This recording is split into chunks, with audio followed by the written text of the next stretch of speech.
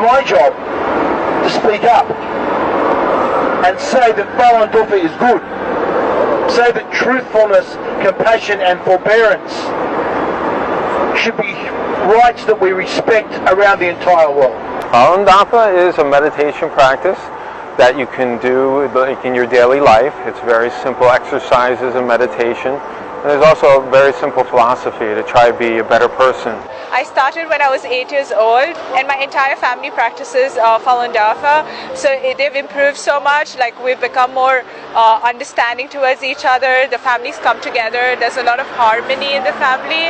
So that's one of the biggest benefits. Also, I haven't gone to a doctor since the last 16 years. So I guess for me that's the biggest benefit also.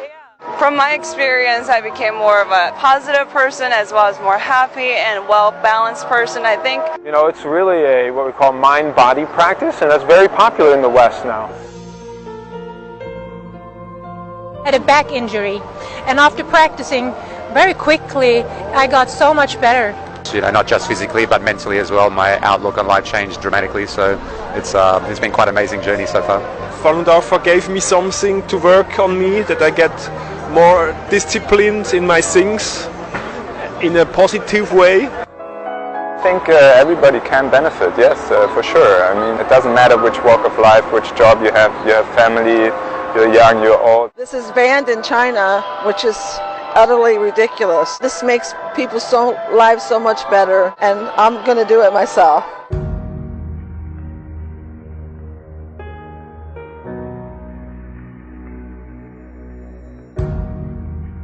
Today in China, as you all know, Falun Gongs are persecuted, arrested, tortured and killed. The government launched a nationwide persecution to eradicate the traditional and peaceful spiritual practice of Falun Gong. This follows the principles of truth, compassion, tolerance. Falun Gong practitioners never harmed anyone. They just did their own prayers or meditation on their own. That's the question we want to ask Chinese government. Why do you want to hurt and harm people who never hurt you or hurt anyone else? The reason why the system can treat Falun Gong so inhumanely is the dehumanization, the depersonalization, the marginalization through this propaganda and repression against Falun Gong. Even within this quite straightforward resolution, there are still problems, because the absolute deluge of propaganda from the regime in Beijing vilifying Falun Gong as some sort of extremist cult. Now, I've met, as I said, hundreds of members of Falun Gong. It is not a sect, it is not a cult, there is no money involved, there is no brainwashing. All the normal characteristics of a cult simply don't exist. These are people who practice their spiritual exercises on their own, and yet, as I said, because between 70 and 100 million people in 1999 were practicing Falun Gong, this was seen by Jiang Zemin, then the leader of the Communist Party, as a threat to his own position. It wasn't, of course, but he saw the opportunity of creating an enemy within. Just as during the war, the Nazis singled out the Jews as a special characteristic and did what they did to the Jews. The same is happening today to Falun Gong in China. That is why it is genocide. That's why I say it's so serious. There's no evidence that Falun Gong is a cult of any sort. There's no evidence of political action to try and bring down the Chinese government. There's no evidence of anything other than a deep desire to be left alone to practice their spiritual beliefs in peace and to not be locked up and murdered. We've actually had a case in the courts in Canada where it was ruled that Falun Gong is not a cult. And if you look at, as you said, all the indicia of cults, it is not one. And it's simply a part of this demonization that goes on. It's an easy term to throw out. David and I have met Falun Gong practitioners in probably 50 countries. Or even more, maybe. Okay.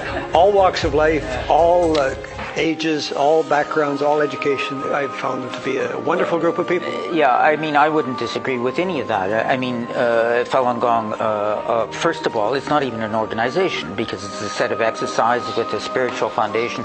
Everything's on the internet. You don't pay anything. You don't sign up to anything. You can start whenever you want. You can stop with it whenever you want. You don't even have to tell anybody you're doing it. Their principles are very simple and ethical. And I mean, all of that is true.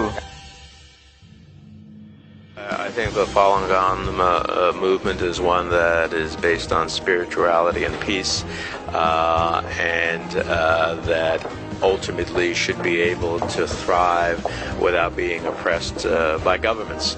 Well, our voice continues to be strong on behalf of not just Falun Gong practitioners, but anyone who aspires to freedom and respect for human rights in China or anywhere in the world. And we condemn the continued oppression. We condemn the continued crackdown, which has been going on for a very long time. And we continue to let them know that we're on their side and we'll continue to raise their issue and not allow the world to forget it. We will not rest until the situation with regard to justice for Falun Gong is secured. And to the government and the leadership of the People's Republic of China, we urge you that in the 21st century, it's time to join the global community that respects the rule of law and understands the basic requirement of the respect for human rights for all, and to end the oppression of Falun Dafa and Falun Gong.